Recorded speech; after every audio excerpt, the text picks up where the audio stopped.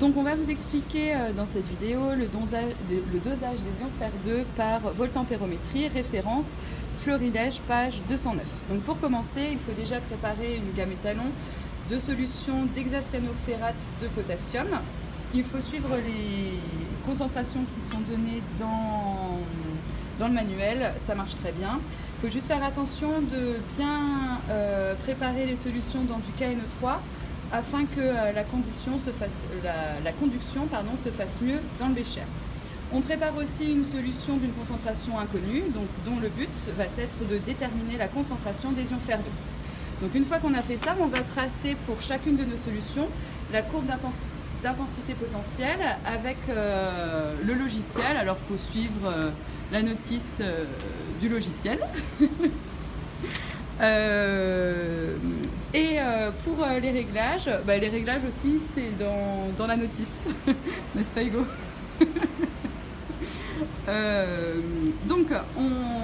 Notre montage il est constitué de 3 électrodes. On a une électrode de travail, c'est l'électrode qui tourne, donc qui est reliée ici à l'agitateur qui va permettre de faire tourner l'électrode. C'est sur cette électrode que va avoir lieu l'oxydation de nos ions fer-2 en ions Fe3+. Du coup, on va avoir une contre-électrode qui est donc une électrode de platine où va avoir lieu une réduction. Ça va être la réduction de l'eau ici. Donc on devrait apercevoir un dégagement d'hydrogène sur cette électrode.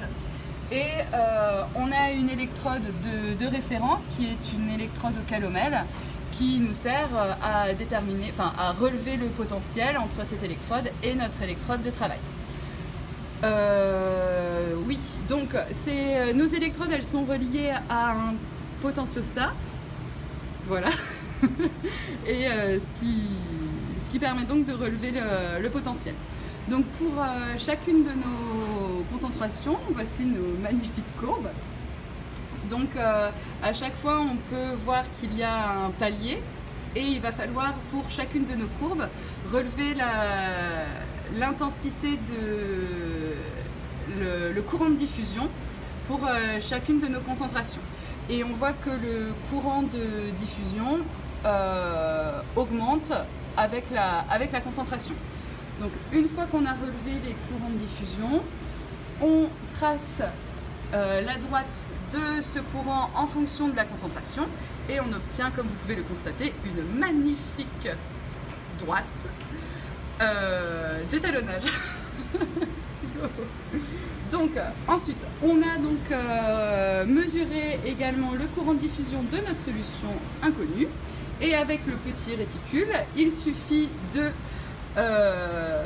déterminer la concentration. On a obtenu une concentration de 1,43 10-3 mol par litre pour une théorique de 1,44 10-3. Donc on peut en conclure que Hugo a bien manipulé. Que dire de plus? Oui, sur notre courbe, on peut également mesurer le potentiel de demi-vague. Alors pour le déterminer, il faut déjà donc prendre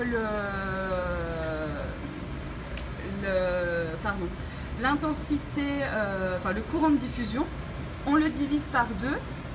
Et sur l'axe des abscisses, on pourra lire donc le potentiel de demi-vague. Le potentiel de demi-vague, étant donné que c'est un couple rapide sur platine, il correspond en fait au potentiel standard du couple. On a trouvé un potentiel de 0,22 volts pour un théorique de 0,17. Donc on est plutôt satisfait. Voilà.